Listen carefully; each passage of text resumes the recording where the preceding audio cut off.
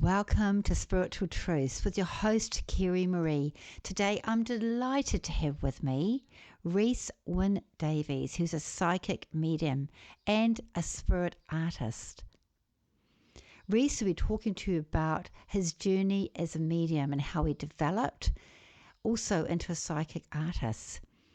He will also include how you can develop as a medium and the tools he has to give you about this. If you like this podcast, we'd love it if you could like and please subscribe because it really helps our podcast series. Blessings and love, Kerry Marie.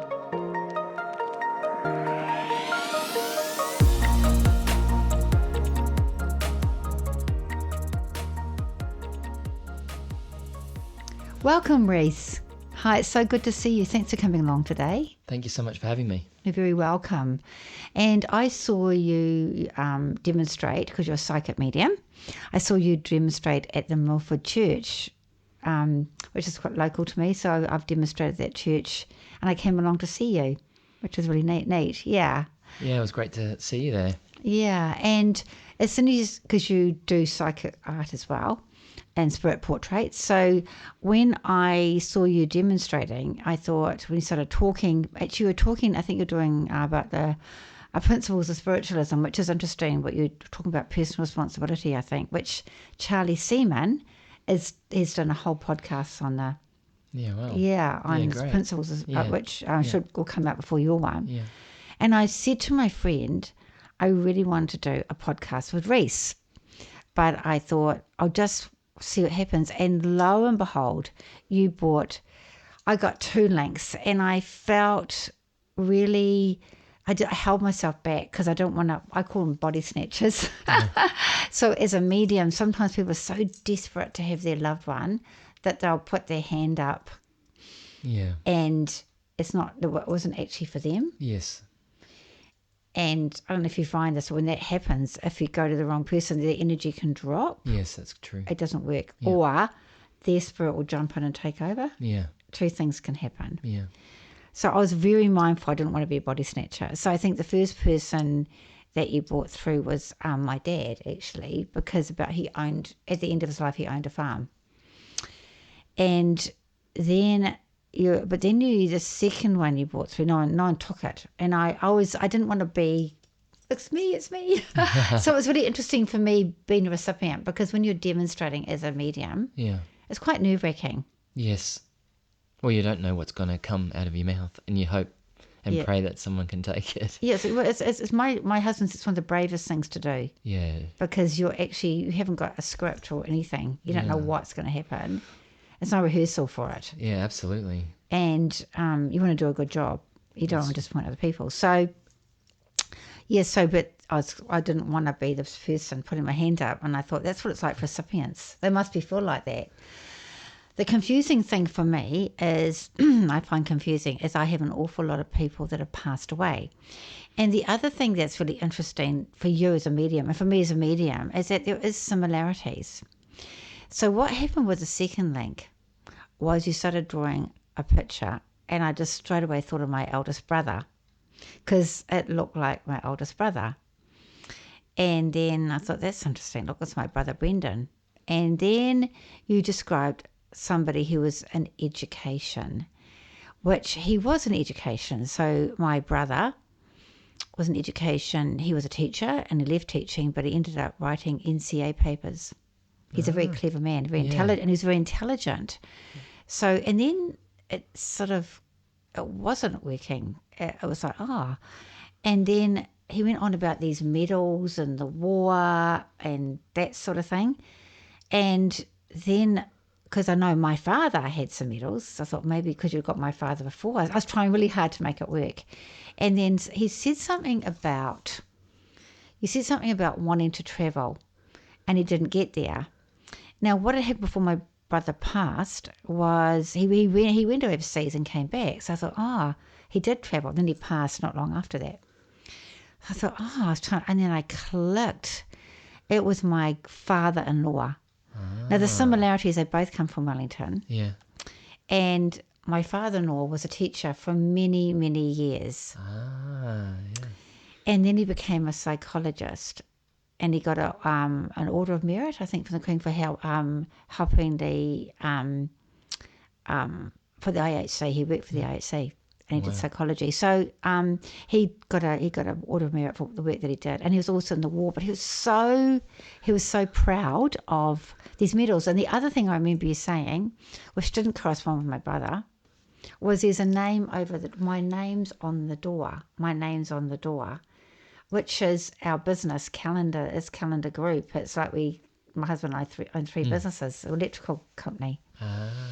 So that's Yeah, right. but you also did talk about the engineering and yeah. So my brother done building, so you can see how there's this crossover and the similarity. But what I wanted to, because you do spirit portraits and things like that. Yes. What I find intriguing about that is the picture looked like my brother, but it's as the evidence progressed, it was definitely way more my brother-in-law. Yeah, interesting, hey? Yeah. So what's your feedback about that? Yeah, well, I feel like it's a collective of, Yeah. obviously over there more than, because it's mind-to-mind communication. So I'm picking up thoughts. And I believe as mediums in our referencing ability, which is what we know to this very second, the spirit will influence our minds to talk about things that are in our subconscious mind. Yes. It's like a library of life and memory. Yeah. And if there's a spirit there that can influence more of that thought within my consciousness, I'm probably going to talk about that over something else. So I feel like it's like a champagne glass with little bubbles that are coming to the surface. If those thoughts come out more than once, and the more it rises into our thoughts of consciousness and relevance, we'll probably trust to talk about it more. And it sounds like I had more than one person in my mind influencing my thoughts. I think so, because it looked like my brother. Yeah. I'll be honest. I thought, that's my brother Brendan. Yeah. And then, but the strange thing is that we went to Wellington and we were cut off of seeing both of them. Yeah. And they knew each other as well. Yeah. And so, I mean, what's lovely is you're a bit seasoned and you've obviously, experienced demonstrations and things like that before. So you can distinguish very quickly in a contact for yourself, even as a recipient, that there's more than one person there. And I think because you're holding thoughts of them, I also believe that encourages communication with spirit too, through the recipient. Yeah, yeah. And you're getting like a collective of information coming through, because they're all wanting to validate themselves and let you know that they're with you, right? Yeah. So, and they talk over each other. Do you find that? Oh, absolutely. Yeah, I had one person once in a reading, she goes, "You're actually talking about 5 people simultaneously." Yeah, I know. Yeah, do they? Well, I say to people how I explain it with mediumship is that it's like going into a gathering. Yeah. And you're talking in a group, and then one person talks, and then the other person talks, the other person talks. Yeah. And it's quite difficult. I try to separate them. That's what I try to do. But I found that someone said, as a medium said to me that I was an annoying recipient recently, but I was really trying to ascertain which person he had.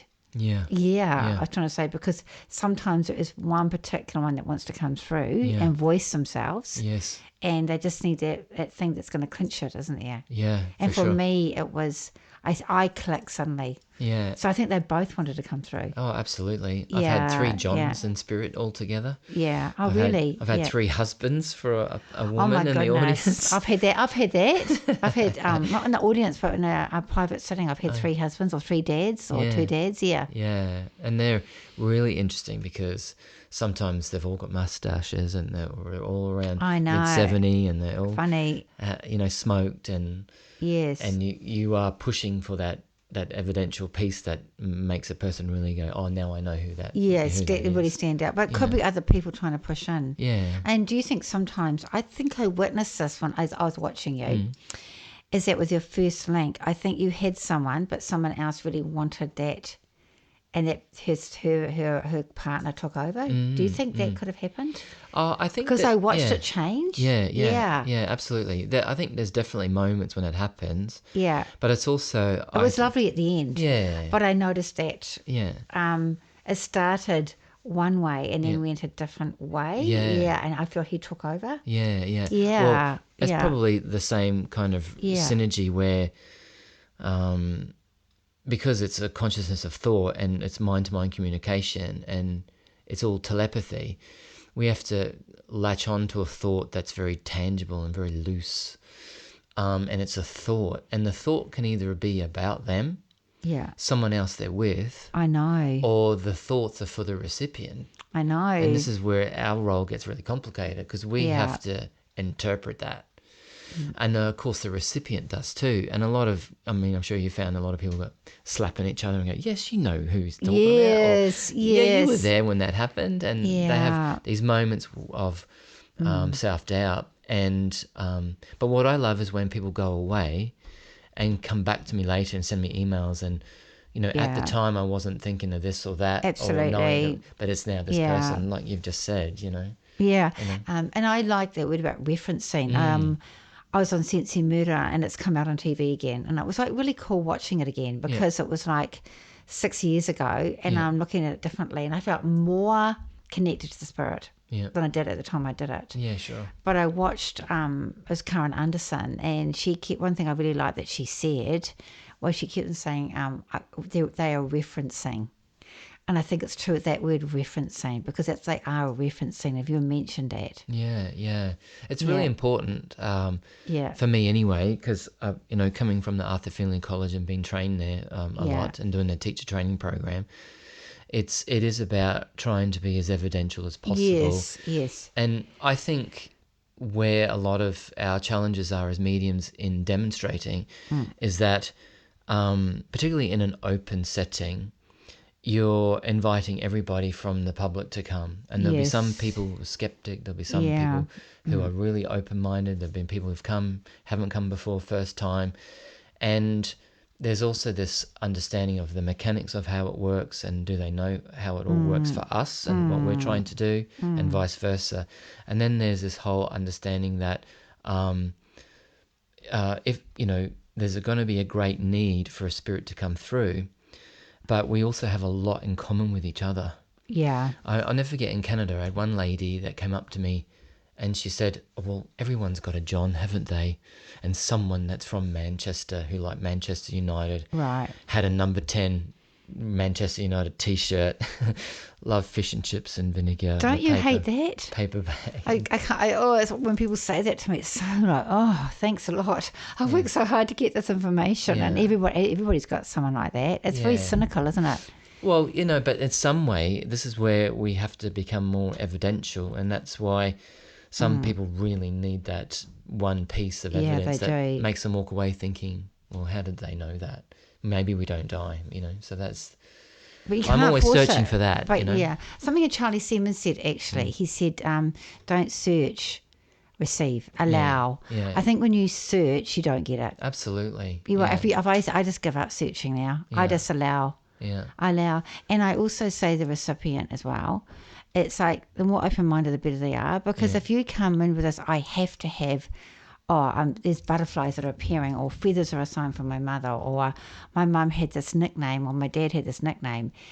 And if you don't give the absolute, I won't believe, they'll be disappointed. I don't know if you get too demanding. I find it doesn't work. The more you allow Yeah. and relax and open, you're more likely to get that thing I called a cameo. Because I went to Arthur Findlay a lot. I met Love Libby Clark. And she said to get that cameo, there's no doubt. Yeah, for sure. And it comes more likely to happen when the medium's relaxed, and so is the recipient. Yeah. You need to also bring in the essence and the character and the personality of the person. Yeah. I introduced Yeah. the drawing aspect later. I was going to ask you about that. To be yeah. more, to add to the evidence I'm trying to give. So for me, if I can talk about a person and then draw someone else that's either them, a younger version of them, or someone else they're with in spirit, then I feel like we'll celebrate that. Isn't it a wonder that that's possible? I've had some people go, that's my fifth great granddad. Wow. For example, going back 257 years even, and they didn't even know about this person and went away and found out. So you can't not deny that there's something there. If someone who doesn't know you draws someone that you've never met or knew anything of, and then find out later this has been, accurate, I think for me that's kind of like the next kind of best thing. As a scientist from my past of 20 years, I like trying to give evidence to people about it. It's a really fun thing to do. It's like being a forensic person, or solving a puzzle. It's I think that's our role. We have to try and be as evidential as we can to make a person walk away and come to their own conclusion that maybe we don't die. Absolutely. Yeah. I love that thing about science. I love science at school, so I'm very much about science. I loved being science and spirituality together. Yeah. I'm very passionate about that. Something you just said to me is I was going to ask you about your background and everything. We sort of start off and just talked, which is cool. Yeah. But one thing you said to me, which I didn't know that I've learnt, is that you mentioned, which I think happened in my reading with you. So maybe what happened is my brother was there. So it came through that was his drawing that you did. And then my father-in-law came through as well. Absolutely. Yeah. But it doesn't have to be a drawing of my father-in-law. That's correct. Yeah. Oh, I see. Now I understand that. Yeah. So someone may come through from spirit world and you may do a drawing of that particular person. Yeah. Yeah. Or it could be someone there with. Yeah. And that's there's times. Yeah. There's even times when I've drawn people living. I had a client where I had a grandfather who I was communicating about, and we were talking about her personal love life. And the drawing, she says, that's not my granddad, Reese. That's actually my ex-boyfriend. Wow. And her comments were, I wish he was dead. Wow. Because he gave me counselling for 2 years and he was a really difficult person. But the fact that the grandfather was communicating about, I've been with you, I know you've gone through a hard time. Wow. I've been supporting you. Don't be angry or blame yourself that you stayed in a relationship as long as you should have. It's okay. Was it taught you? Everything's going to be okay and there's more things to come. This was really profound for her. And it just unfolded. It's automatic. I just said when you were talking, when you were telling me that, I just heard about the situation about the grandfather talking about this ex-boyfriend.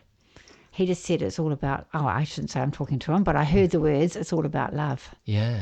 And how special she is, and it's all about love. And so that's very interesting because I find that when I'm doing a reading as well, is that the spirit world will give me something, reference, and they'll reference somebody who's alive. Yeah.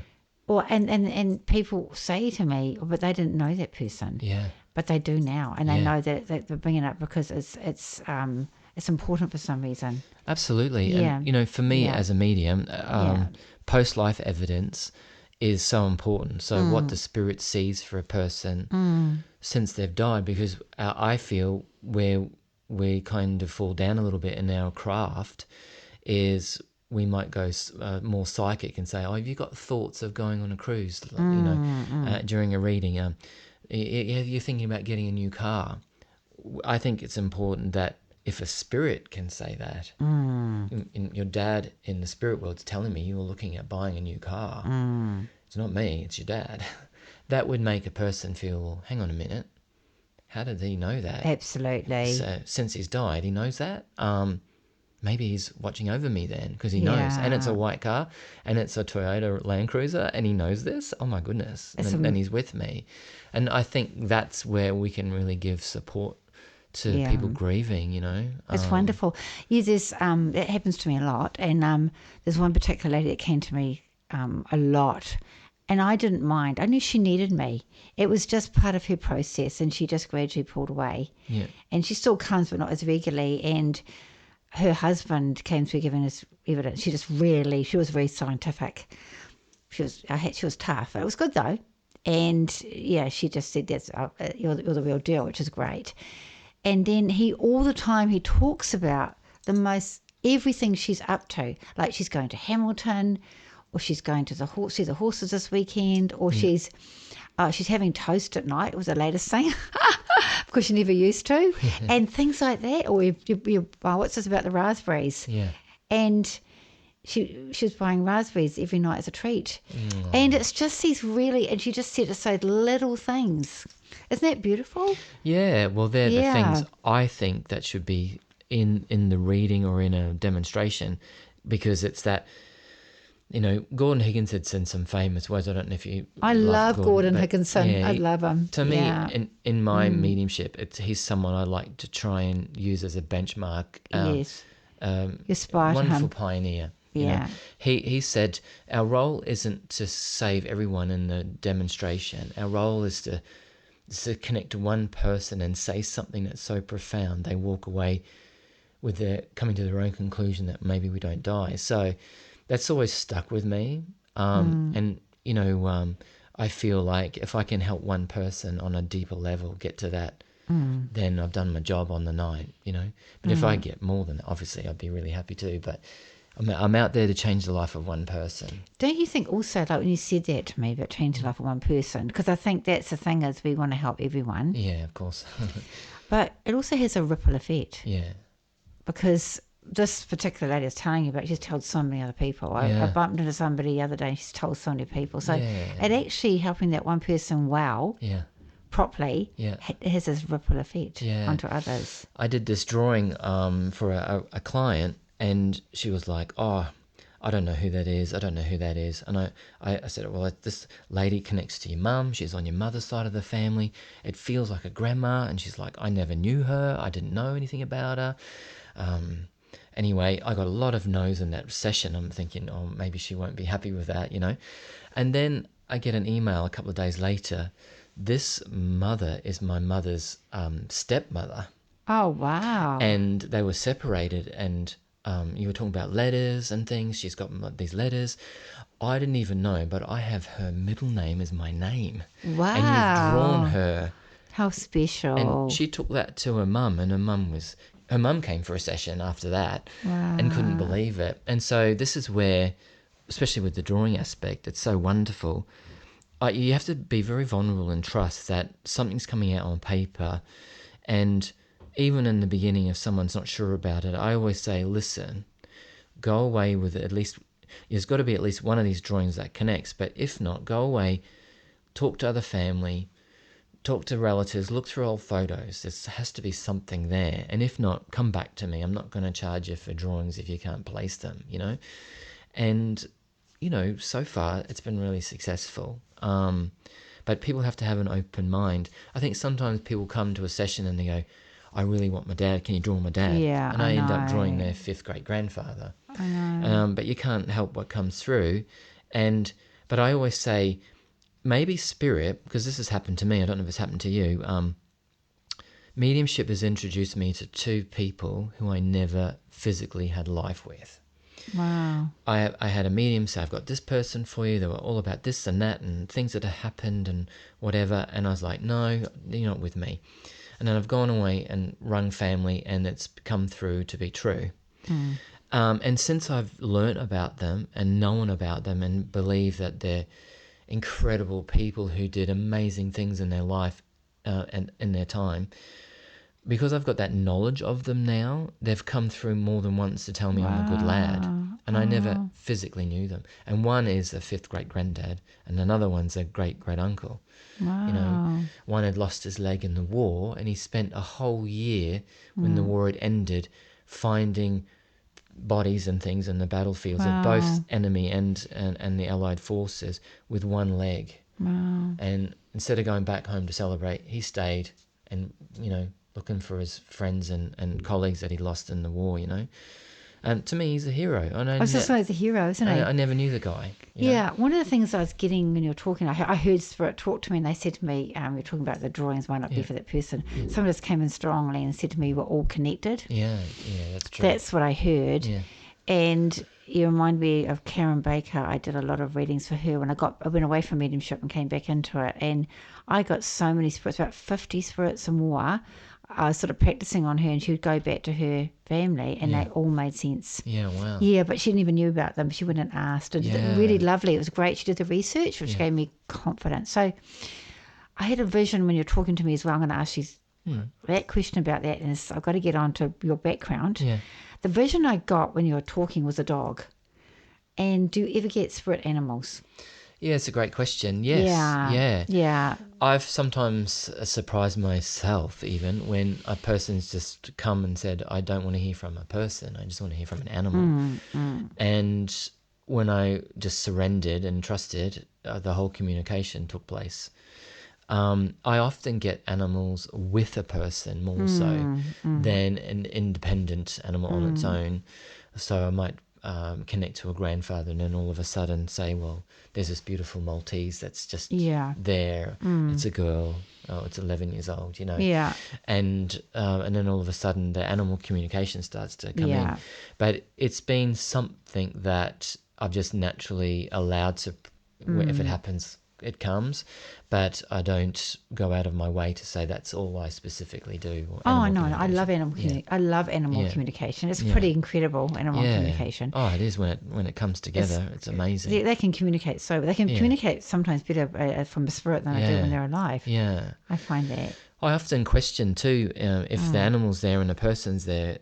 Could a person be talking through that process? So I'm often also, as a scientist, wanting to, question if that's happening as well in the background, I remember seeing this lady, I saw a dog on her lap quivering. A little, I think it was a tiny little chihuahua. And I said, the dog's quivering. And it's a quiver all the time. And I saw the dog's telling me Trina and Patrina. And she said she called her both names. Wow. That's awesome. I know. Don't you love it? It's awesome. I'm not drawing animals at the moment, but it might be something over time that I try and explore. I'd love to be able to draw, because sometimes I'm describing something or someone, and I just say to people, I wish I could put like a slide on my head and just bring it out like a camera. Yeah. I just wish I could, just because it's perception, isn't it? So when you're describing something, I'm very clairaudient and very clairsentient, but I used to be very clairvoyant. But sometimes I do get a flash. I just wish I could just do this and show them. Yeah, it'd be amazing. Huh? Yeah. So I'm going to ask you a little bit about yourself. So we started off chatting away, straight into it. We love mediumship, obviously. So can you just tell me a bit about you, your background? You're a scientist, and you're a scientist, and what you're doing now. Yeah, and, sure. Yeah. Well, I predominantly did environmental science for about 20 odd years. I have 3 tertiary level qualifications in it. When I was in Australia, I did a lot of that study over in Australia, and I went to Canada on a scholarship and did an environmental assessment course there as well in the late 90s. And then I went into my own business for 20 years as environmental ecological restoration person and rebuilding forests and things like that. Amazing. And I think that's where the sensitivity was really building for me, being in the forest every day, and some of the work was quite dangerous, and over the years I was typically interested in seeing a medium, clairvoyant or psychic fortune teller to get advice on running my own business. Wow. And then one year one lady just said, well, you're like me. And of course I said, no, I'm not. And she said, yes, you are. And she said meditation could really help you. And so I got into some meditation, and I ended up seeing my deceased grandma in a meditation.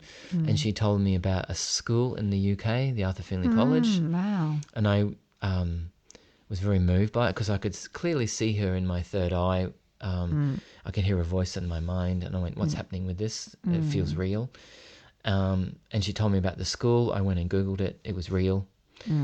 I couldn't believe it, because this is someone from the other side telling me about a place. Wow. And she wasn't into Google or knew anything about the internet in her time.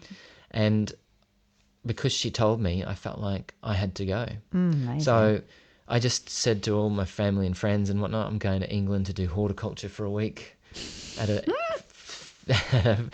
I went to the Arthur Findlay College, and I had amazing connections there that made me feel like, it's going to change my life this week. And not only that, I met the love of my life there as well that week as well. So I call my I call my grandmother in heaven a matchmaker as well. It's really interesting. I've got your card. Yes. Which I'll pull one. Yeah. And before you walked in here, I felt your grandmother. And so I'm going to get a card from you later at the end. But I thought I was going to say it later. I thought, you've got a grandmother around you. Yeah. Well, most people do, I know. Yeah. But I just, because she loves us. Yes. She loves the old-fashioned, the pink flowers and the old-fashioned, the birds and everything. She loved the birds. And I just see the birds and the pink roses and the flowers and the old-fashioned. And she loves like the tablecloth and the texture. And she's an old-fashioned, lovely, but gorgeous woman. Yeah, and absolutely. Very warm and cuddly and lovely. And she says for you to follow your strengths. And she talks about her heart. Yeah. I don't know if there's anything wrong with her heart, but she said her heart. Yeah. Yeah. There was a lot of complications with her, but that was one area. The heart, I just saw a spark over you. Yeah. So she will, I didn't want to say it till the end, but she's the one that's here. So, but she just loves us. That makes sense, the tablecloth. Yeah. Sort of thing she would have on her, like on her tablecloth on her in her kitchen and that sort of thing. And I feel like the old-fashioned teapot and very much. And knitting and all that sort of thing, and quite sensible as well. Yes. I feel quite sensible. I feel that she's not weak. No. She's a strong-minded lady, a good soul. Absolutely. But very sweet and gentle at the same time. But I think loved her family and So sorry. No. She came in and she kept on interrupting. Yeah. I do that when I'm doing these podcasts. So. Yeah, I have no doubt. But she does. Sorry, I got a message. You needed more vitamins. Well, that's interesting. I think I have too many. Well, she just said, really? Yeah. Well, don't forget the vitamins. Yeah, that's funny. Were you worried about the vitamins? No, well, I just got some more and thinking... she just said more vitamins? Yeah. Okay, so she knows that you got more vitamins. Yeah. Sorry, that's all I heard her say. All I heard her say was more vitamins. You know, you know what it means. Yeah. But it doesn't feel bad. No, no. She loved her vitamin C herself. Oh, wow. Yeah. So sorry, moving on. Your your grandmother came in and interrupted because you're talking about her. Yes, yeah. Interesting, isn't it? So no coincidence. No coincidence. I know. So we'll go back. So where did I interrupt you? You were talking about you went to Arthur Finney College. Yeah, that's right. And that's right. Yeah. And well, from there, I at that college I met a lovely medium, Irene McGilray, a Scottish medium, and she said, "Oh, have you been to the Brisbane church?" And I went, "Well, there's a church in Brisbane." And she goes, "Yeah, it was founded by Sir Arthur Conan Doyle, who wrote Sherlock Holmes. Wow. And he laid the foundation in 1903. And it literally, 20 minutes from where I lived, had no idea. And so I ended up going there 4 nights a week pretty much for the next few years, sitting in circles and developing and going to every other spiritual event. And on weekends, I was quite obsessive about it. We all are. Yeah. And over the next 5 years, I kind of, did readings on weekends until it was so busy that I had to take time out of my business life. And then I let go of my business to do this full time. Isn't that incredible? Yeah. Very similar to me. Yeah. It's been wonderful. Yeah. It's interesting. He just can't get enough of it, isn't it? Yeah. It's like you have to be grounded too, though. So I've over the years I've realised that I'm a father now of 3 kids and 7, 2 and 1. And I have to be grounded too and spend time with them and finding the balance of helping people and being a family person. That's the most important thing for me. That's extremely important because I found the same thing. I work for my husband one day a week. Yeah. But I'm always helping with this business as well. Yeah. And it's really important to be grounded. Yeah. Because it's so sort of, it's like such a thing to be so passionate about. You can't get enough of it. You can talk about it all the time. So it's good to, and I think that balance also as a medium, not getting too drained. Yeah. Because I think we want to help everyone. Yeah. And we can't. You've got to look after yourself first. Yeah. It took a few years for me to realise I've had to, if I nurture myself, because often mediums get sick and poorly because they're I know all about that. Worrying about everybody else's needs and their own. So it's been a journey for me to find that happy medium as well. Hence the Pardon the pun. vitamins. Hence the vitamins. So how long ago was that you started developing? So, well, I was a bit late, really, compared to other great mediums, starting out. But about 35 was my Right. journey. Same. I'm Same as 50. me. I'm 51. Yeah, I started at So, 35. yeah. Mm. So, but I had experiences all through my young life, and particularly in my mid-20s, and situations and moments where I was like, oh, if I talk to this about people, they might think I'm a little bit crazy. So there's always been some key moments, and I feel like getting into my mind and getting me to Arthur Findlay College, they finally got in and persuaded me to go on a path I'm obviously meant to be on. So how did because you obviously told people you're going on a science workshop, whatever. So how did you break it to family? Well, in the end, it was about 3 years. So I started, going to spiritual churches and investigating and joining, circles and practicing and learning and the developing aspect, and it wasn't until I felt very confident in my own abilities where I started, letting people know about that. And this is a funny story, but one time I was at the Gold Coast. It was a big expo, Health, Harmony and Soul Expo on the Gold Coast, and I needed someone to help take bookings for me. And so I thought, I'll ask my mum. And my mum, I said, Mum, can you come and take bookings for me at a spiritual expo? And she's like, oh, are you doing that? Are you still? Wow. And I went, yeah. And she goes, how much you paying me? Oh, wow. Good on her. Good on her, fair enough. And I said, I'll give you $100. And she goes, make it 120 and I'll be there. Oh, funny. So she came, and I started getting a bit of a queue for people wanting to see me at the stalls. And in between, when a lady got up and walked away, my mum said, I think you're onto something here. And then all of a sudden, my mum's got cards and she's going up and down the queue while people are waiting. You're close to her, aren't you? Yeah, very. You're very close to your mum. And she's like doing little mini readings for them wow. stuff. And then they'd come and sit next to me at the table, the clients, and they'd go, oh, is your mum doing readings too? She's amazing. Yeah, she is, because when you sat down, I felt your mum in your aura. Yeah, she's such she's a natural.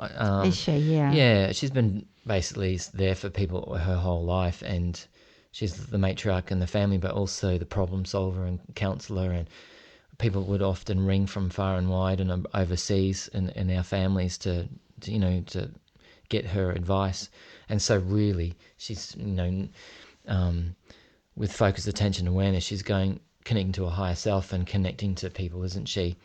And that's what mediumship's all about. And next year I said, oh, Mum, can you come to that expo? Oh, no, actually, that's right. She goes, are you doing that expo next year? And I said, yeah. She goes, don't worry about paying me. I'll come anyway. Oh, wow. So she's doing readings now? No, but she loves helping people and sends a lot of people my way. So she came with you she always come to go to the expo stall? She's very supportive.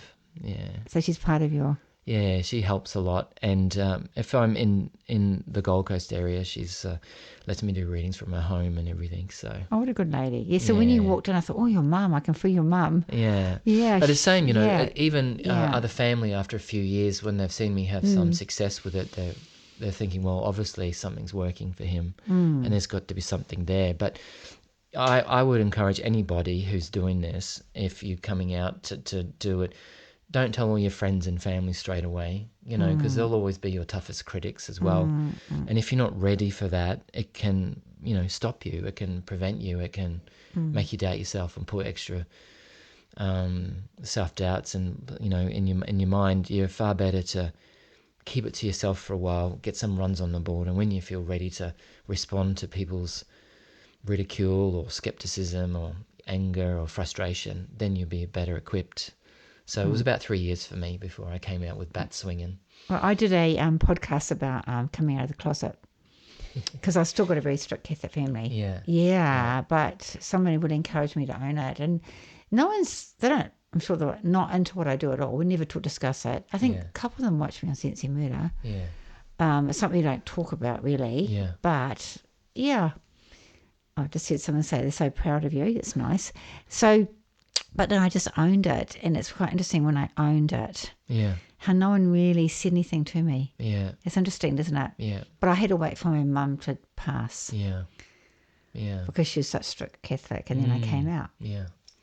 Well, I have no doubt that they're all supporting you now, Yes, I think so. I Yeah. think so. I think it's... I get that a lot Yeah. with people from faiths and spirit. They often say if they could live differently with what they know now, they would. Yeah. And that's why that near-death experience Yeah. podcast with Yeah. Christine Spencer Yeah. is so good Yeah. It's beautiful. to watch that. Yes. So okay. So I've asked you these. I've gone through these questions. So how long ago did you start doing the psychic art, which is really interesting? Yeah, well, I started it'd be about 3 years now, or somewhere around there. And it was interesting because sometimes at Arthur Findlay College, they'd have an art group on the same week, but in different rooms, learning that craft. And I actually passed, some of those teachers, and one lady made a comment under her breath, "Oh, you'll come to my art class at some point." And I went, Funny. no. And anyway, I was always fascinated with, people who use pens for scrying. So What do you mean by that? yeah, so scrying is like in the old days. Like Tyler Henry does? Yeah, Yeah, and yeah. Melissa Dubois and other mediums where they scribble on a piece of paper. Right, It can yeah. be in the old days looking in a bowl with bones, or a crystal Yes. ball, or a candle. Yeah, I see. Yeah. They're using that aspect to make a connection. I know what you're saying. I thought you call it scrying. I thought it was Yeah. scouring. Yeah, Okay, yeah. yeah. And really, I just thought, could I undo all my work from what I say if I start drawing? And in the UK, they often demonstrate spirit art with two mediums. So, because it's very hard to use both sides of your brain at the same time. Yes. So someone does the talking and someone does the drawing. And so I just thought, wow, I think I'd like to... I was always very artistic. I did art after school and college level, portraits and drawing. I did art all through high school. Actually wanted to do art teaching.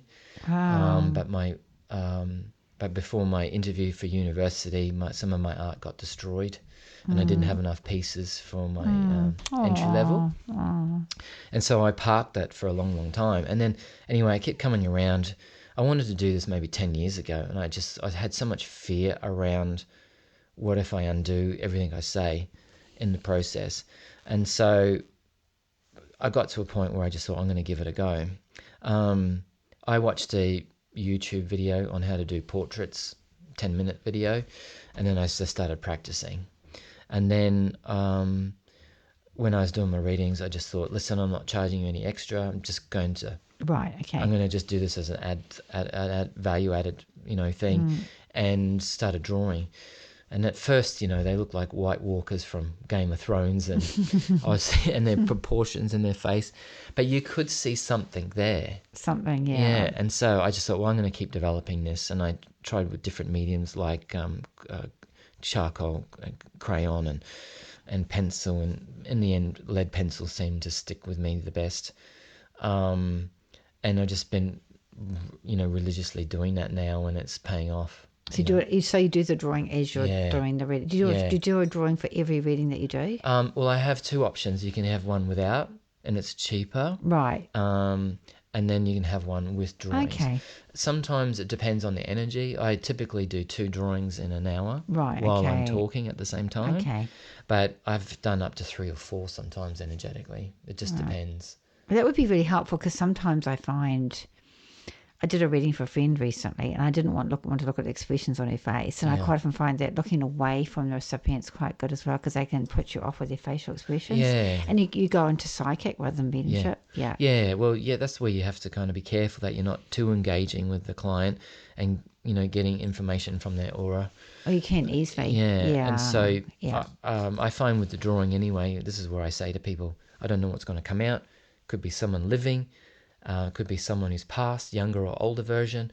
Could be someone else they're with, or it could be someone you don't know. See, I wish I understood that better. Yeah. When you did the demonstration, Yeah. because I never heard that before. Because I always had the understanding that you'll bring through someone from spirit world, Yeah. and you'll draw that person. Yeah. Oh no, It's- just but because this is yeah. open. Oh, that's good to know Yeah, that. That is yeah. so good to know that. Yeah. I love well, that. it is for me. I'm not, there's other famous artists in the past who have done this type of work in the past, and everybody's different. But for me, I don't, because in my opinion, I'm still developing. This is what's coming through. So We're always yeah. developing, aren't we? Yeah. Yeah. So basically, how did you develop as a medium? So you went to Arthur Findlay College, Yeah. and you said you're qualified. Yeah. I went through the same thing as you, but I went halfway through the teaching. COVID happened and all that. Yeah. So Okay. yeah. Yeah. So, well, obviously, I think meditation. For 10 years, I was very, very astute meditation person. I think that's your one-on-one time with your creator. So, and it's about trying to attune the stereo for the right frequency and understanding your own thoughts from the thoughts of other people, and to understand that you can sense and feel the energy around you when a person is trying to influence your mind, and to trust that. So that's where, people like Albert Best, for example, he was in a circle for 11 years, another great pioneer and a wonderful healer. And he used to be a postman and rattle off people's addresses and where they lived and things like that. Amazing evidence. But he was in a circle for 11 years, and then he finally was like, I'm not getting anything. I'm going to give up. And when he walked out, the chair followed him to the door. Wow. And he said, I better sit down. And how then spooky. but then he ended up becoming one of the best mediums as well that ever in the pioneers of his time. And I like him up with Gordon Higginson in my opinion. So meditation, sitting in circle, and then going to church circles are great. So I was going to 3 of them a week for Well like done. 4 years. And then I started my own circle, had my own home group for about 10 years. And I still have that now online. So some of Right. those people have been with me ever since I started. But we get together online as well, once a month, and demonstrating, doing the Yes. readings. I think, you've got to do it and practice it and keep doing it. You only get good as your recipient and working with that and learning the no's and getting things wrong. And Yeah, practice makes perfect. Dealing- Someone asked me like that. It's just like going to the gym. oh, yeah, you got to exercise the muscles. And it's not just that. Even with demonstrating, to talk about grief for 2 hours to an audience of strangers, it's not an easy thing to do. Yeah. And so you've got to also be an entertainer as You well. do. And hold people captivated, and try and really push yourself to be vulnerable to bring the evidence through. Yeah, really have to push yourself to be vulnerable. Yeah. I was just saying to Andre before my last demonstration I brought through, he came through and he told me that he troubled with his chest, and then he said, but he because of it's what he ate and his health, well, he smoked as well and drank, but his way what he ate didn't help his health. And then he told me he liked sausages, and then he told me he was thin, and my brain was going, so you eat sausages and eat this bad food, but you're thin? But I gave it. And afterwards, the recipient told me that it was his father, and that he was 42 kilos. And he used to have a deep fry in his garage. He used to deep fry sausages. Oh, wow. I know. Yeah. But see how my brain went thin and sausages don't add up. You know what I'm saying? Absolutely. Yeah. Yeah. Yeah. You can't, your brain will take you out every time, won't it? Yeah. Well, I had a moment Yeah. that's really interesting too, where it was half a teddy bear mouse, stuffed toy, and a half a little bear, but their bodies joined to one as one. And so they were kind of cut in half and joined together. And this is the thoughts I'm seeing in my mind. And I kept hearing mouse bear. And I'm like, and this went on for about 15 minutes before I trusted to talk about it. And I went, in the end, I said, your uncle in spirit's talking about mouse bear. Do you understand what this means? And she goes, mouse bear? Are you kidding me? They would cut toys in half and swap bodies over.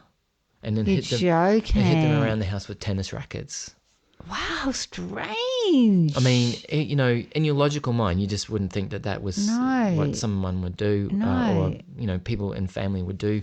But it's one of the greatest memories she had with him, and she loved the fact that because that was her favourite one. It was called Mouse Bear. Wow. Two body parts sewn together on a stuffed We have toy. to give what you get, give what's given. I'm glad I did, because it really helped that person at that time, you know. So this is where... So that's a cameo. I call them cameos. Yeah, you have to trust and just be vulnerable to say some of these things. I think sometimes the spirit's smart that we will say these things and the recipient can put it also together, because there's just some things you can't possibly know everything about everyone who's died. I think it's quite scary though when you're demonstrating sometimes. Yeah. Because you feel like you've been judged. Yeah.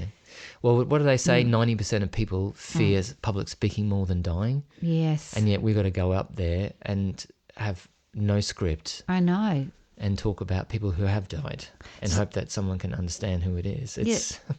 Something my husband said to me once, because I said to him, I'm quite nervous. And I get nervous before every demonstration. I'm nervous. And he said, what you do is one of the bravest things in the world. And he saw that. He's quite a logical man, John. He said, it's very brave what you do. Oh, it's sweet. And it's true. Yeah, the great thing about the internet these days, especially even way back when I did my SNUI, we couldn't see each other like you can on Zoom and everything now. Yeah. But I did a lot of my training through SNUI. Yeah. I physically went to England to become qualified. Yeah.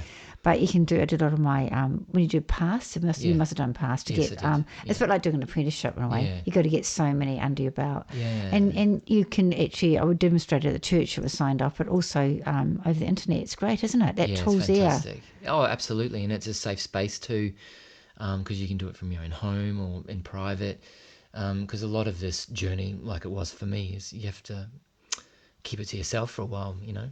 Yeah, absolutely. And the thing of also, I think, who do you go to qualify and or not qualify? How do you learn? How do you develop? You know what I mean? Yeah. And so the SNUI is a great source. Absolutely. Yeah, for people wonderful. To go through, a resource in a way, because, and you know, not everybody, I don't know if I trust everybody to teach me either. Yeah. Yeah, so they're very good. Standards. Yes, and there's a great network of other tutors and that are very approachable, and you can work with them privately, and build that faith and trust in someone that can help you. Yeah. So we go back to psychic art from it. So there's a difference between psychic art and spirit portraits, isn't there? Yeah. So can you explain it? Is it the same thing, or? Yeah, that's actually really interesting to define. But I think, I guess, you can in psychic art pick up the energy of someone's aura and draw something that might connect to their life in some way that relates to the person in front of you. But then I believe with spirit portraits, you'd be drawing a person that's in the spirit world that's deceased, and you're, you know, making reference to them, drawing aspects of them, or even something they had or owned or left behind, like an object or something. So psychic art's more psychic? Yeah, I think so. Yeah, in my opinion, yeah. It can happen. In my feelings, I think there's probably a crossover of both, and it's very hard to distinguish between them, because I think at the end of the day, as long as it's coming through and it's helping a person, because your recipient would have thoughts of a loved one who's died, and that energy would be supporting you, and then you'd have the spirit person who's trying to influence you. Yeah.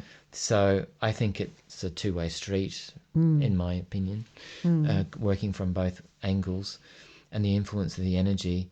Edgar Cayce was a great pioneer. You know, he said, sometimes I didn't get the influence of spirit in my mind. My own spirit just knew as well. Wow.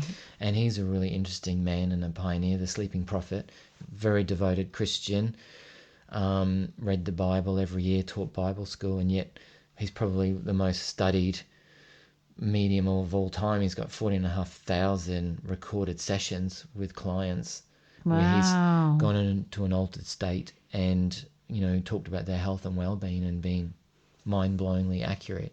Incredible. That's incredible. Isn't that amazing? Yeah. It really is. Yeah. And I think at the West Virginia University, you know, you can have access to some of that. You can go and visit it and read them all. And Incredible. Yeah. Actually, Lining Davies, and I've said this a few times on podcasts, I need to read Edgar Cayce's books. Yeah, they're fabulous.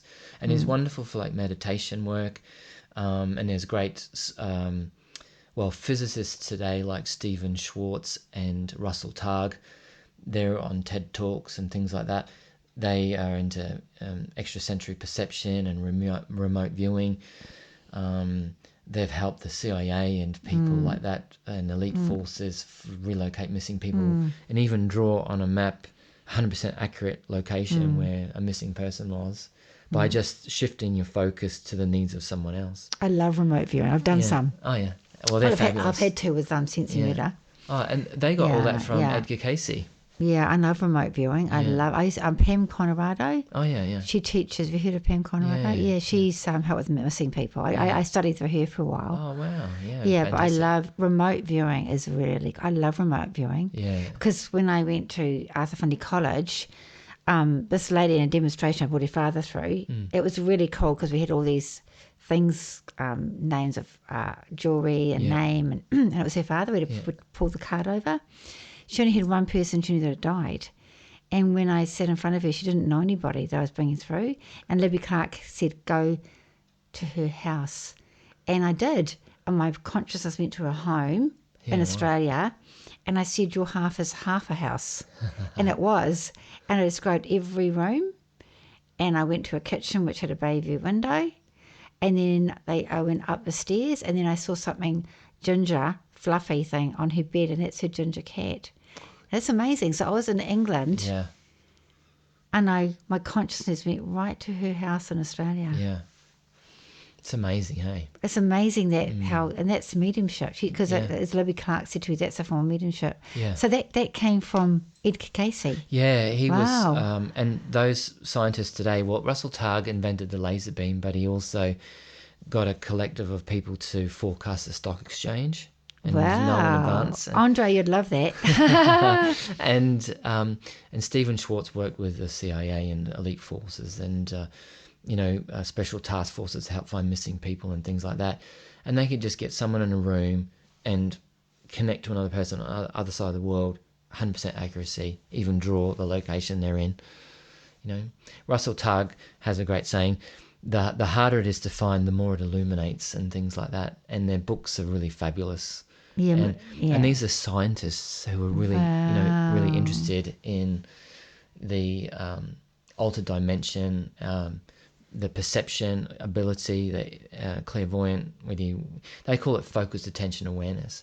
When we go from our personality self, which is every day getting up, getting dressed, having a coffee, having breakfast, going to work, when we shift our focus to the needs of someone else, something happens to us. And some of us can develop that faster and quicker if we nurture it. And of course, they, with CIA and all their, they wanted to be able to tap into this so that they could telepathically know even before an event happens where this situation's going to lie in a hostage situation, and because of Edgar Cayce's work.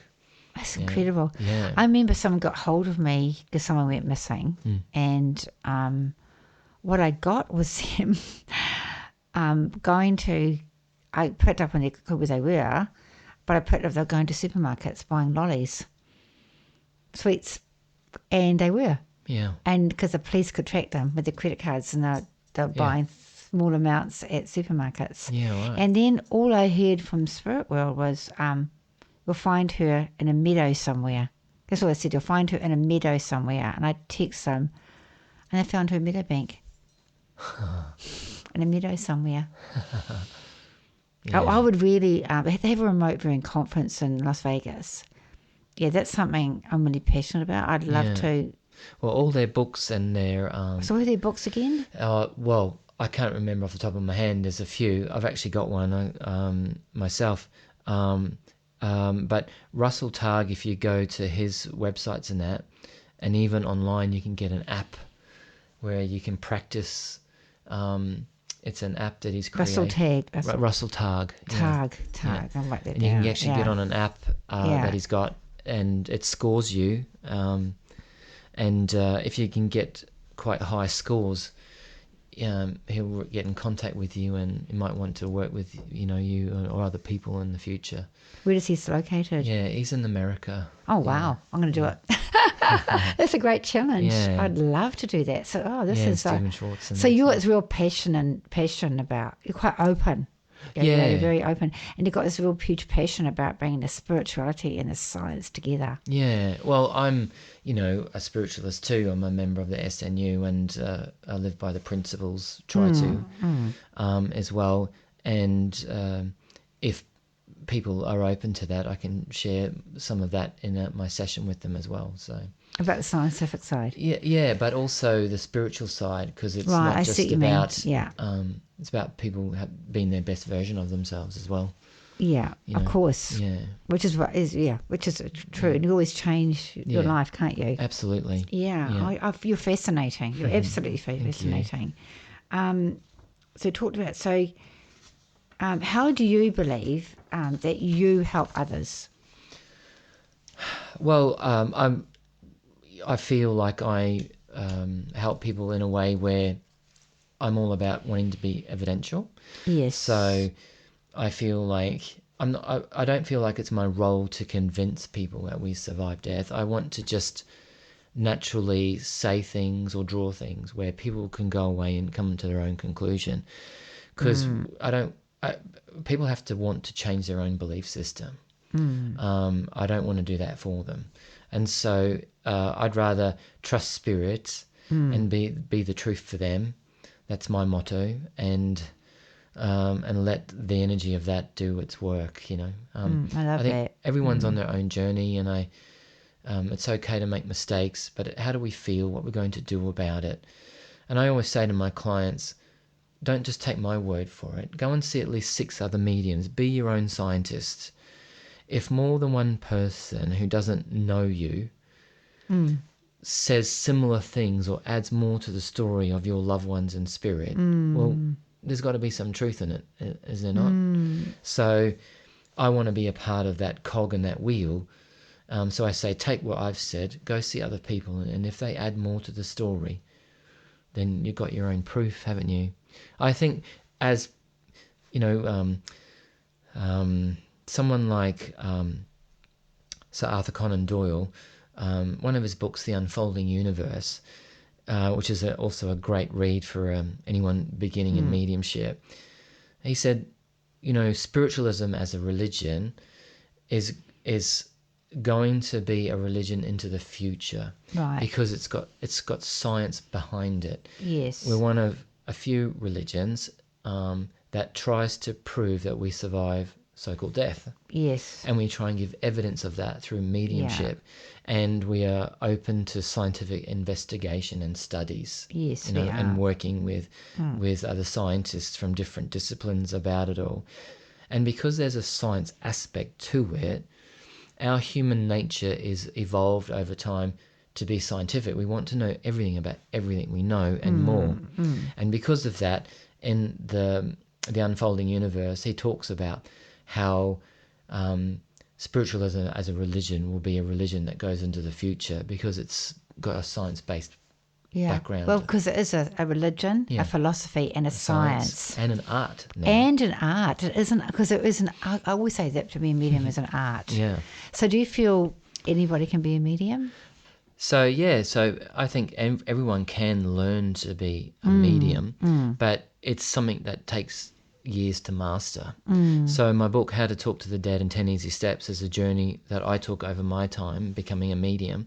And it's a kind of 10-step process where you can, over time, if you learn to practice and master these steps, you can teach yourself not only have a relationship with your own people that died. So I think it's a fabulous book for people who are grieving and wanting to have their own understanding of their own mind and telepathy and how a spirit's trying to communicate with them. But a lot of people who read this book for themselves to connect to their own family realize that they can also learn to do it for other people. Yes. And then they go off to become mediums. So it's been wonderful to see some of those people generally just want to connect to their own families, but in the end have been so exhilarated by it. I want to do this for other people. Yeah, that's what it's about, isn't it? So do you think some people are more like, what I've noticed is because I say, yes, anybody can be a medium, because some people say, no, they can't. Yeah. I don't see why, but I think some people are more likely, are more natural. Yeah. Because for instance, I wouldn't be a very good accountant. I'm talked about several times with attention to detail. So I booked last night here for Western Springs that there's a light show for Christmas. I was supposed to get 8 tickets. I got 16. That's me. Anyway, that's another story. Online shopping, I was supposed to get 10 bananas. I got 10 bunches. I'm hopeless. So at that attention to detail is not me. Yeah. But if I really concentrate, I guess I could become an accountant. So for mediumship, sort of to me, is a different thing. But do you think it could be a lot harder for some people, and it may not be their thing? Yeah, well, it takes... Or someone more likely? It definitely takes time to master, but there's also, are you in an environment that encourages that? Right. What's that? Like a home circle or a church circle would be a great place for anyone to, in the beginning, to go and be a part of that energy and be around people where there's encouragement, because everybody's different. I think the problem with mediumship today is people want to be like other people. Yes. And Gordon Higginson was famous for saying, you're the most important person. Don't forget about you, and don't lose that essence of who you are. And we've all got something to offer. And when you realize your mediumship can never be like anyone else's mediumship, and you're a standalone person, celebrate that, because that's what it's about. There's too many people trying to be like other people, and losing themselves in it, or listening to teachers that say this is how it should be done. Yeah, exactly. Take what works for you, bin what doesn't work, but don't ever lose yourself in it. I love that. I really love that. So and I think that over time you can develop mediumship, but it wouldn't be like anybody else's. It'd be your own true God potential and what you have to share with the world. So it's a standalone thing. It would never be like anyone else's anyway. That is beautiful. I really love that. That's great, actually. Yeah. So what I'm going to ask you now, because it's called Spiritual Truth. So what is your spiritual truth, Reese? Yeah, well, I feel like to be as evidential as possible, and my motto is to be the truth and be known for that. So one of the greatest things I've learned in my work so far is in the old Hebrew written text of the Bible, the Old Testament, it says that any form of mediumship done poorly is an abomination.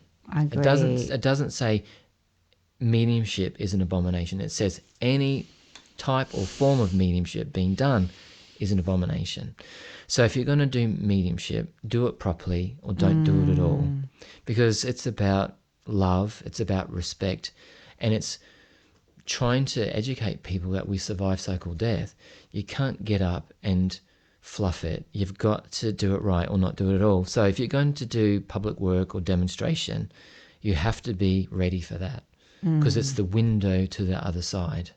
And there's so many people who, whether they seek fame or attention or whatever, they're putting themselves in that space, not truly prepared and ready for what's the importance and the responsibility that comes with mediumship. That's going to seem, because I did a demonstration with someone a while ago, and I just felt, I came from my place of mediumship. I don't want to judge them, but I wasn't sure where they were coming from. Yeah. And I felt it was tainted. I got really upset, because that's not what mediumship's about. Do you know what I'm saying? Yeah. So when you say, the word you used was abomination. What does that mean exactly? So it's, it's not the truth of the spirit. And so we're creating falsity. We're creating skepticism and doubt.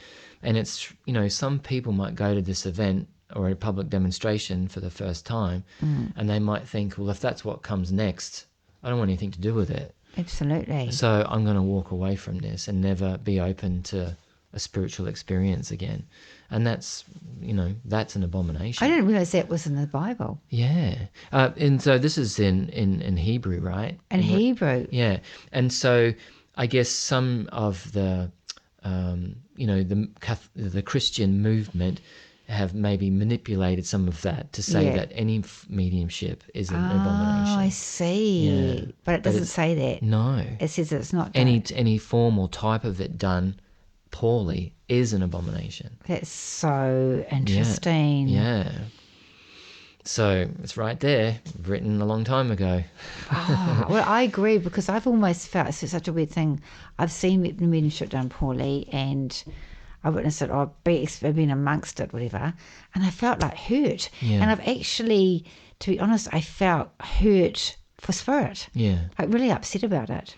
Well, it makes sense, right? If Yes, yeah. we're trying to be the voice of other people who are trying to come through us to help another person, and it comes with great responsibility, and if you're not taking that responsibility, then you're planting seeds and causing problems for people left behind, making them suffer more, making them make bad choices or decisions that ultimately could have a big impact on the people who are left behind. It's really important. Be the truth. Yeah, be the truth. Yeah. Absolutely. And even if you can't get something to say, I can't get that. Yeah. Well, I think one of the biggest things at the moment is in great books like Silver Birch, for example, they're great spiritual truths that have been channeled through mediumship over the years, and they're wonderful reads because you can relate modern day problems to our life today. And another great book by Ursula Roberts, The Unfolding Universe. These books have been channeled, and so there's no ego, and it's coming from a higher source, and that source is basically saying at the moment we're not living in accordance to our spiritual truth, because we're meant to have more fun, we are meant to learn a religion, a science, a language, a culture, travel and have adventure, and instead we're enslaved in jobs we hate for 30, 40 years. We don't get to travel. We're not learning a language, being creative, having more fun. And so the big takeaway from it all is we're very physical here, but in spirit, it's mind-to-mind communication and a sharing of thoughts. And so we are what we are in thinking and thought when we go to spirit. And so we need to rethink how we're living physically, because it's about mind-to-mind communication, what comes next. Yes. And what we are, thought, deed, and action, is very important. And to have more fun and to learn about all these things that bring us joy and feed our soul is what we should be doing. But our lifestyle right now is non-conducive to any of that. Absolutely. It feels like you're on a merry-go-round. Yeah. It was really interesting that something you just brought up was a spiritual truth, because that's what it was. When I was in the Milford Church that night, you kept on talking about spiritual truth. I thought, he has to be part of my podcast, because he keeps on talking about spiritual truths, which is really interesting. Yeah. Well, I don't just see myself as a psychic medium. I want to help people live better lives, Yeah, absolutely. And rejoice your life. Yeah. So I'm going to read you. So I do feel this has come from, I think there's a strong man around you as well. A very strong man, very man, almost dogmatic. I can feel him as well. But the lady I got, first of all, was this lady, that strong man wants to teach you. He's a strong man around you, wants to teach you. He's very earnest. That's what he said. He's very earnest. Yeah. But I want to go with the lady, because she came through to start off with, and I asked her to give me something through the cards. So I love oracle cards, and I used to use angel cards, and then I thought, why don't I just do my own? And then Spirit started talking to me, and I'd wake up, and it always had a bit of a poetic side to it. So I wrote my own cards called Messages from Spirit. Yeah. Yeah, so I just, because I felt your grandmother here, I just wanted to connect with her. Yeah, great. Yeah, I don't know who that man is though. He's very strong-minded. There's a few of them. Oh, he's got a bit of a temper as well. Yeah. I've got a few people in spirit myself, so. Oh, yeah, that's what I mean. He's got a bad temper, and he, but he's quite practical. Very practical. Yeah, practical, but he wants to teach you. I feel he's really he wants you to be bountiful. He tells me he wants to be bountiful, but I don't know if he would have believed in all this, when he was alive, but he does now. Yeah, interesting. Yeah. Yeah. Yeah. So he just kept on pushing through, but he is teaching you. Great. Yeah. So I hope you know who this is. Yes. But yeah, okay. But this is from your grandmother. Yeah. 41, which is interesting. So I love 41. It's I don't know if that number connects with you at all. I probably wish I was 41. I love 41 because it's about the 5 Yeah. and it's about the balance Yeah, okay. and That makes expression. sense. Yeah. Oh, this is really interesting. So at the end of the year, so this has come from your grandmother. She's saying here, feeling tired. This is for you. You're feeling tired, almost as if you're nearly expired. This too shall pass. The feelings you have will not last. Tomorrow is another day. Please just know you'll be okay. That's so sweet. You have a lot ahead. I'm going tingly. Oh, I'm tingly. Yeah. I'm guiding you to where you'll be led. Isn't so that sweet. beautiful? Because she guided you in the beginning, didn't she? Yeah. Yeah. I have a great connection with her, so in spirit, and with the man. So that makes sense. You know who I'm talking about. I'm going to. Can you get me my book? And I'm going to give you a pack of my cards. That's really sweet. And with the cards, what you do, I sell them as well, but I just give someone at one at the end of the day, end of the reading, or I get them to take a photo of it. Oh, yeah. But it's up to you what you do with them, or just use them for yourself. Yeah, It's sure. interesting, there's 52. And apparently, I didn't know this until I spoke to Carol Ryder, the last lady. Do you know that the Arthur Finney College is around a calendar and there's 52 rooms or something? Yeah. I didn't know that. Yeah. So for some reason, Spirit told me to do 52 cards. Yeah. And the number of chimneys as well. It's got something to do with the months and things like that. Yes, exactly. I didn't know that. So Spirit got me to do 52 cards, which is Wow. really interesting. So there's also something in their direction. So you'll use them the way that you want to. Oh, absolutely. That's so wonderful. Thank you. And that's beautiful. I love you to go my book. I just wrote Breaking Free. Yeah. So I'm sure it's not as academic and as precise as your book, but it's an easy read. Yeah. And it's about my journey, about breaking free from my strict Catholic background into who I am now. Yeah. And it's got about the and the joy, and it's got about Arthur Finney College in there as well. So I'd love to give that to you. Oh, that's great. Thank you. You're very welcome. Oh, that's beautiful. Can you sign it for me later? I will. Oh, darling, I'll sign it for you. And look, you've got such a lot to offer people. In fact, I feel quite emotional, and for you, I feel really emotional. You're a good lad. You're a good person. And somebody said you're a good lad. That you would really be my are. grandma. Oh, did she? She just said you're a good lad. I feel like I want to cry. And my granddad, yeah. Yeah, good lad. Yeah. Oh, they're talking about the lovely colours here as well. Sorry, it's making me emotional. Mm. Whoa. And they got your back. Oh, that's nice. Yeah, and very Nice to proud of know. it. And I know they've had to put a lot behind you as well. But I feel people need to get hold of you because I feel that you've got a lot to offer people. So how can people get hold of you? Yeah, so just That's through really my important. website is good. I have even a booking calendar on there where they can pick a day and time that suits for if they want a session. It's online at the moment. Yeah. Because I've got 3 little kids. My home life's a bit busy. Yeah. So what's your website name? Yeah. Yeah, so it's just reesewindavies.com. And they can get me there. So it's reesewindavies.com. Yeah, so how do you spell your Reese? So RHYS WYNN Davies DAVIES.com. And so you're staying in New Zealand for a while? Well, we hope so. We're here on a trial year to see if we like it. Oh, cool. And it's been a wonderful adventure so far, and we're very happy being here. In Titirangi, aren't you? Yeah. And our daughter goes to the Steiner School there, and she's loving it. And we've met lots of great people. We're very kind and very friendly, and we love just the nature. We're surrounded by beautiful kauri trees, and then gorgeous. Yeah, the forest that surrounds us is just beautiful, and it's just where I want to be. Oh, how beautiful! Working in the forest for 20 years, it's I believe in nature spirits, do Yeah, you? I love the nature spirits. It's beautiful. Yeah. So what about you've done tours before, haven't you? Yes, I've got some work coming up in Brisbane and the Gold Coast.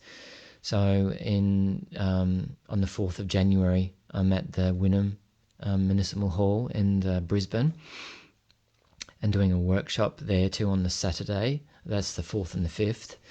And then... And what are you teaching there at that workshop? Yeah. And What are you teaching? Yeah, so there I'll be doing a one-day workshop teaching psychic mediumship and demonstrating. Yeah. And then the following week, the 10th, I'm at Sandgate Town Hall in Brisbane. Mm-hmm. And then the Saturday, I'm at the Robina Community Centre and the Robina Auditorium on the Gold Coast. Oh, great.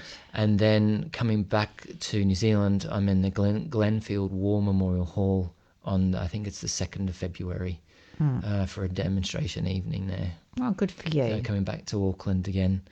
So, and there'll be more events coming up in the Auckland area. So, after that. Oh, great. So on my website, I have an events page and people can go to that. Oh, awesome. Yeah. Oh, thank you so much for You're coming, welcome. and we'll be in touch. Absolutely. Thanks so much for having me. Yeah, Thank you. blessings. You too. Thanks so much.